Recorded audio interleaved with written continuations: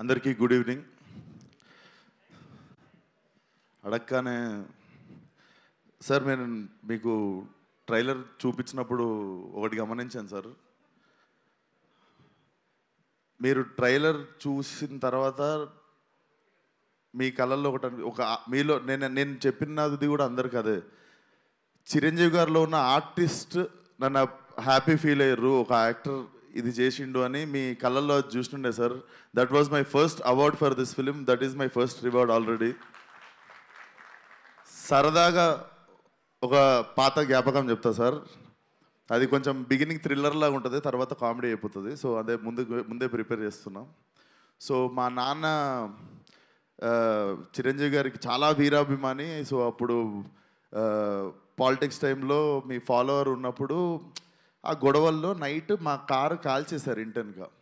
Like car కాలిపోతుంది, news అది ఇది అవుతుంది, ఇంట్లో అందరం షివర్ అయిపోయి ఉన్నాము, కారు కాలిపోయిందని రకరకాలు ఉంటే డాడీ బయట ఎవరితోనో మాట్లాడుతున్నాడు మీడియాతో. డాడీ ఫోన్ మోగుతుంటే నేను ఎత్తాను. హలో అంటే ఎవరు మాట్లాడేదంటే నేను చిరంజీవి అన్నారు సార్. మీరు నాకు వెంటనే షేక్ అయ్యి డాడీ అని చెప్పి పోయి ఫోన్ ఇచ్చాను sir.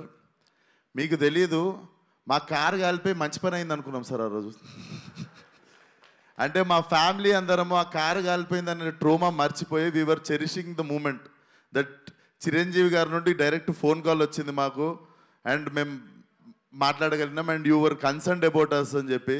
So that was one of the memorable moment sir. అప్పటికి దాని తర్వాత కలవడం జరిగింది, తర్వాత ఏదైనా ఉండొచ్చు కానీ, బట్ మా ఫ్యామిలీకి అదొక ఫస్ట్. మాకు దిల్షునగర్లు ఉంటుండే సార్ మేము. అది బేసికలీ వేరే కాంటినెంట్ అది. సో అక్కడ నుండి సినిమా వాళ్ళు అంటే అమెరికా వాళ్ళు ఉన్న వాళ్ళకి సినిమా హీరోలు ఎంత దూరమో దిల్షునగర్లు ఉన్న వాళ్ళకి కూడా అంతే దూరం అనిపిస్తుండే సార్. సో మాకు it was a very big achievement sir. And నా favourite cinema sir Aapadbandhavudu. నాకు అది మీకు చెప్పాలనిపించింది sir. One of my favourite cinema sir. నేను యాక్టర్ అవుదాం అనుకోవడానికి వన్ ఆఫ్ ద ఇన్స్పిరేషన్ ఆ సినిమా కూడా సార్.